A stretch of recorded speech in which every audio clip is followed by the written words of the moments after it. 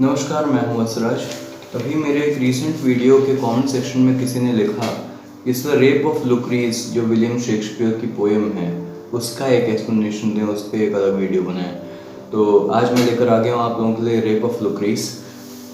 शुरू में पहले इस पोएम के बारे में थोड़ा सा समझ लेते हैं। ये एक नैरेटिव पोएम है और जो कि 1594 में लिखी गई थी। यहाँ पे ध्यान देने वाली एक बात यह है कि विलियम शेक्सपियर स्ट्रैटफोर्ड से लंदन आए थे 1593 में, यानी एक साल पहले, और 1594 में यानी ठीक एक साल बाद ये पोएम आ गई जो कि विलियम शेक्सपियर की दूसरी पोएम थी, वीनस एंड एडोनिस के बाद। तो इस पोएम में कुछ समझने वाली चीज़ें हैं। एक तो ये बहुत बड़ी पोएम है, इसमें 265 स्टैंजाज हैं, यानी और टोटल में 1855 लाइन्स हैं, और इसे राइम रॉयल में लिखा गया है, यानी 7 लाइन्स के स्टैंजा। और इसकी जो राइम स्कीम थी वो थी ABABBCC, और आइएम्बिक पेंटोमीटर में सारी लाइंस लिखी गई हैं। और इसको डेडिकेट किया गया है विलियम रिथॉसली, जो थर्ड अर्ल ऑफ साउथहैम्पटन थे और विलियम शेक्सपियर के वो एक तरीके से पैट्रॉन भी थे। उनको ये पोएम डेडिकेट की गई है।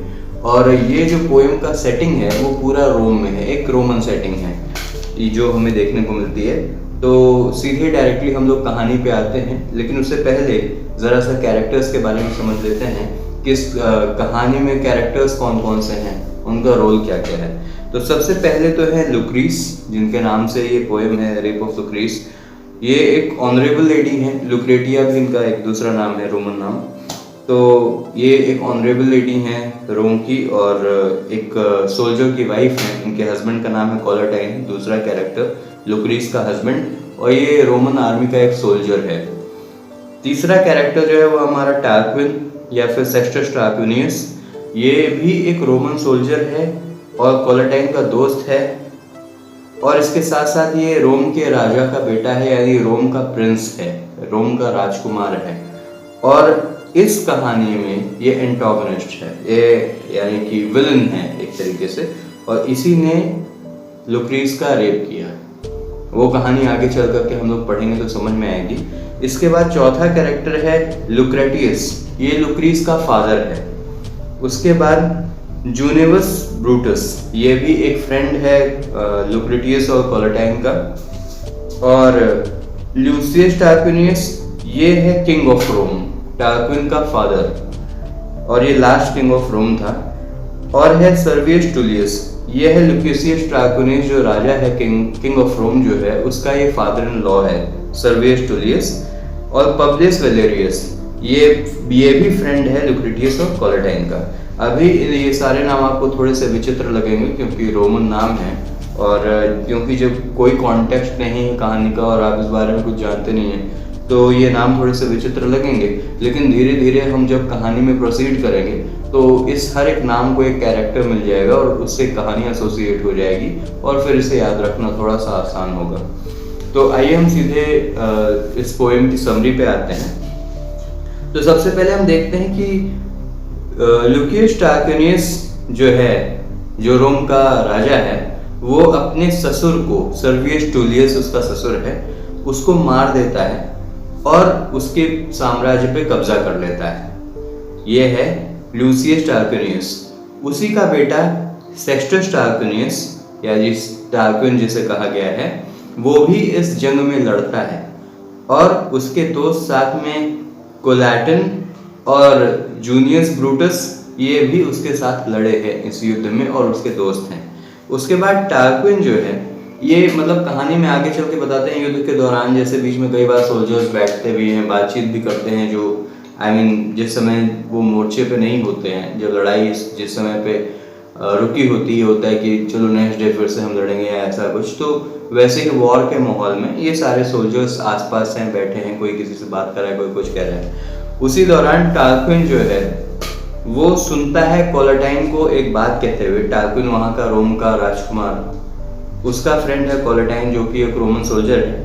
वो अपने फ्रेंड्स सर्कल में, अपने दोस्तों के बीच में बैठ करके he is bragging about his wife, अपनी बीवी के बारे में बहुत बढ़ चढ़ के बता रहा है, उसकी उसकी कहानियाँ बता रहा है, उसकी तारीफ कर रहा है, और ये बोल रहा है कि मेरी जो बीवी है लुक्रीज, वो बेइंतहा खूबसूरत है और उसके साथ साथ वो बहुत ज़्यादा लॉयल है और उसके अंदर चैस्टिटी है और वो एक नोबल वुमन है, एक रॉयल लेडी, एक आई मीन क्लासी वुमन है।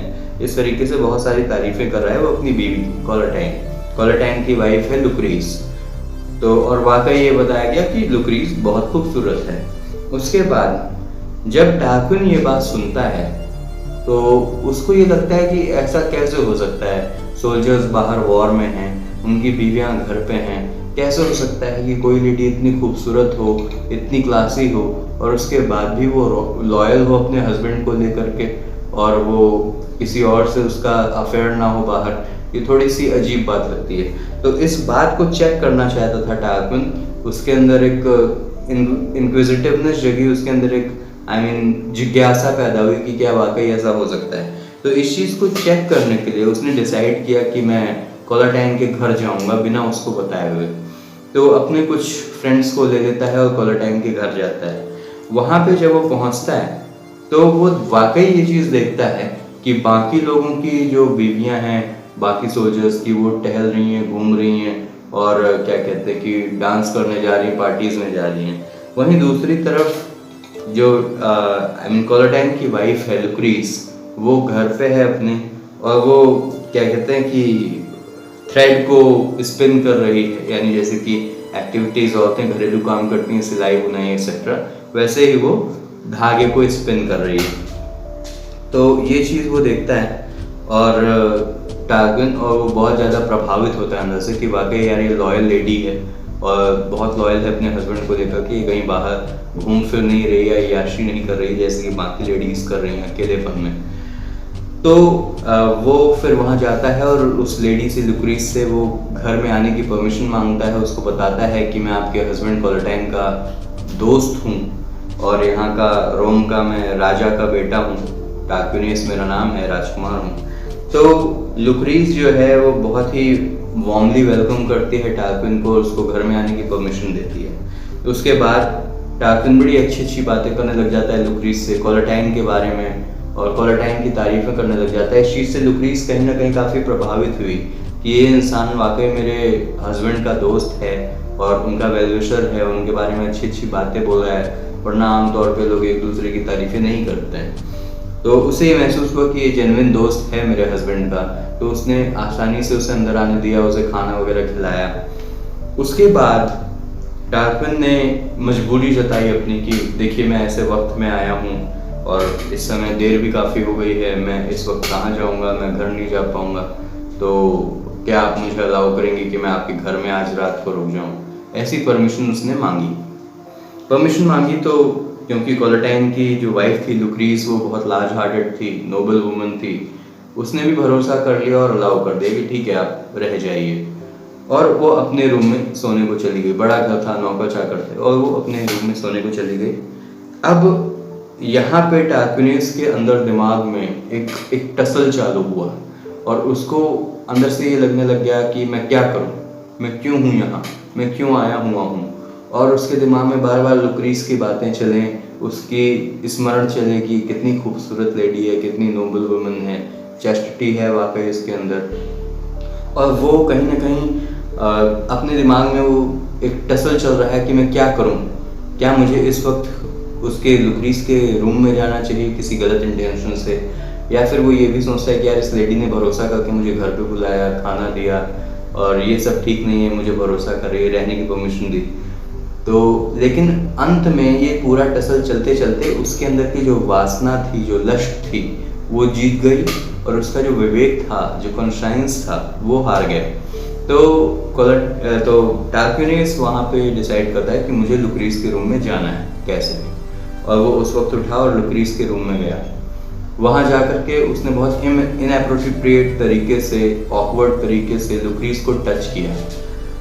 लुक्रीज डर गई, चौंक गई, जग गई और वो उसने उसको मना किया, ये आप क्या कर रहे हैं, क्या है, क्या चाहिए आपको, इतनी रात में आप यहाँ क्या कर रहे हैं।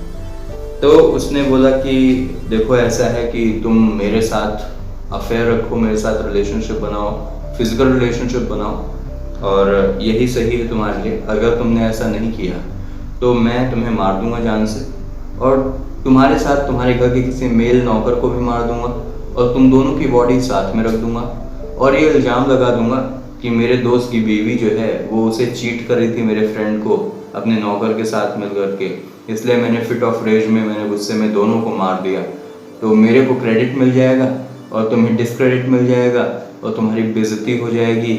इवन तुम्हारे मरने के बाद तुम्हारी जो डिग्निटी है वो नहीं बचेगी, तुम्हारी कोई इज्जत नहीं रहेगी सोसाइटी में, लोग तुम्हें गलत बोलेंगे, गलत मानेंगे। इवन आफ्टर योर डेथ तुम्हारा कैरेक्टर असैसिनेशन हो जाएगा। तो इट्स बेटर कि तुम मेरी बात मानो और जो मैं कह रहा हूँ वो करो और मेरे साथ रिलेशनशिप बनाओ। ऐसा जो है टार्क्वेनियस ने उसे धमकी दी। अब इस सिचुएशन में लुक्रीस काफ़ी डर गई और उसने सोचा कि अब क्या होगा मेरी डिग्निटी का, और ये ऐसा ऐसा मुझे बदनाम कर देगा, क्या होगा मेरे हस्बैंड को भी मैं कैसे बता पाऊँगी कि क्या हुआ है क्या नहीं हुआ है। वो भी शायद बेचारा दुखी रहेगा कि मेरी पीठ पीछे मेरी बीवी ने क्या किया, मेरे नौकरों के साथ रिलेशनशिप बनाया। तो इट्स बेटर कि अभी के लिए इस चीज़ को एक्सेप्ट कर लो। वो बेचारी कुछ नहीं बोली और वो उसने धमकी दी थी टार्क्वेनियस ने कि तुमने अगर हल्ला मचाया, कुछ आवाज़ करने की कोशिश किया, किसी को अलर्ट करने की कोशिश की तो मैं ऐसा कर दूंगा जैसा मैंने कहा है, मार दूंगा और बेइज्जत भी कर दूंगा। इसके बाद उसने इस चीज़ का फ़ायदा उठाया, उस सिचुएशन का, उसको डरा धमका करके, और उसने उसका रेप किया लुक्रीस का। अब लुक्रीस के पास कोई चॉइस नहीं थी, उसने इस एट्रॉसिटी को बर्दाश्त किया साइलेंटली और उसके बाद टार्क्वेनियस चला गया वहाँ से, क्योंकि उसका काम हो गया और वो यही चाहता था। उसने जो कुछ भी तारीफ़ें सुनी थी, उसने लुक्रीस की चैस्टिटी को भी हार्म किया, उसकी डिग्निटी पे भी हार्म किया और एक तरीके से एक खूबसूरत लेडी के साथ वो ऐसा करके चला गया। फिर उसके बाद लुक्रीस ने ये बात किसी नौकर को नहीं बताई और उसने मैसेज भेजा दो लोगों को, एक अपने फादर को और एक दूसरा कोलेटाइन को, अपने हस्बैंड को, और उन्हें ये जल्दी वहाँ पे आने के लिए कहा कि आप लोग वहाँ पे आइए। और फिर उसके बाद वो बहुत सारी कहानियाँ पढ़ने लग गई और उसने केवल ये मैसेज दिया कि मैं मुसीबत में हूँ, तकलीफ़ में हूँ और मेरी मदद के लिए आइए। और इस दौरान वो बहुत सारी कहानियाँ पढ़ने लग गई, जो पुरानी कहानियाँ रेप की, जो पुरानी फेमस स्टोरीज़ थी कि क्या क्या कैसे हुआ, वो पढ़ पढ़ करके वो खुद के लिए भी बुरा फील करने लगी कि मैं भी इसी में शामिल हो गए इतिहास के उन लेडीज़ में जिनके साथ ऐसा गलत हुआ। फिर उसके बाद वो अपने हस्बैंड को और फादर को उनके आने के बाद बताती है कि क्या कुछ हुआ है, और वो उसके हस्बैंड और उसके फादर जो हैं वो वैलेरियस और ब्रूटस जो दो फ्रेंड्स थे उनको साथ में लेकर के आए थे। और फिर उसके बाद उसको बहुत बुरा लग रहा होता है क्योंकि उसकी डिग्निटी पे अटैक हुआ था, और ना सिर्फ उसकी डिग्निटी पे बल्कि उसके हस्बैंड की भी डिग्निटी पे अटैक हुआ था। कोलेटाइन भी एक अच्छा आदमी था, तो उसकी भी डिग्निटी पे अटैक था ये उसकी वाइफ के साथ रेप करना, तो उसके ऑनर को भी झटका लगा था। तो इस चीज़ से वो बहुत ज़्यादा तकलीफ में थी और मौका पा करके लुक्रीस ने सुसाइड कर लिया, यानी खुद को चाकू मारा, खुद को स्टैब करके उसने आत्महत्या कर ली।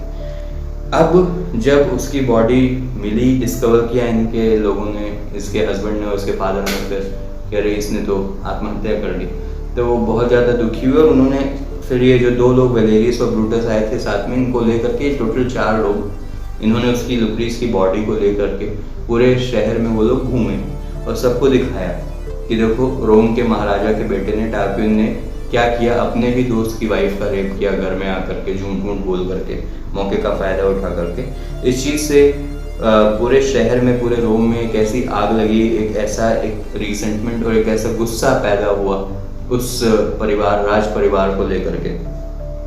ये एक रेबेलियन चल पड़ा और लोगों में, और ये जो टार्क्वेनियस की पूरी फैमिली थी इसे शहर से बाहर कर दिया, सबको छोड़ करके भागना पड़ा।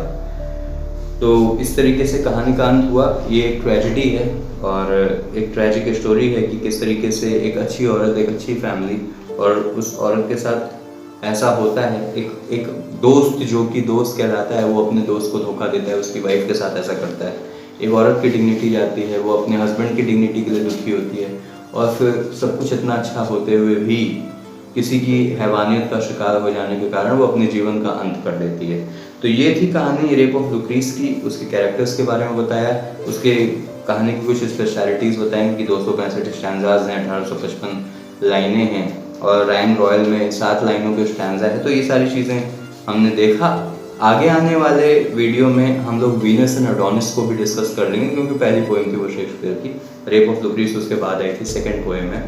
तो इस चैप्टर के लिए, रेप ऑफ लुक्रीस के लिए इतना ही, और मिलता रहूँगा, आता रहूँगा आगे भी बहुत सारे डिस्कशंस लेकर, बहुत सारे नए टॉपिक्स लेकर। तब तक के लिए मुझे इजाज़त दीजिए। किसी खास टॉपिक के बारे में डिस्कशन या समरी चाहते हो तो कमेंट सेक्शन में लिख करके भेजिए। और मैं हूँ Vatsraj, thank you so much, बहुत बहुत धन्यवाद।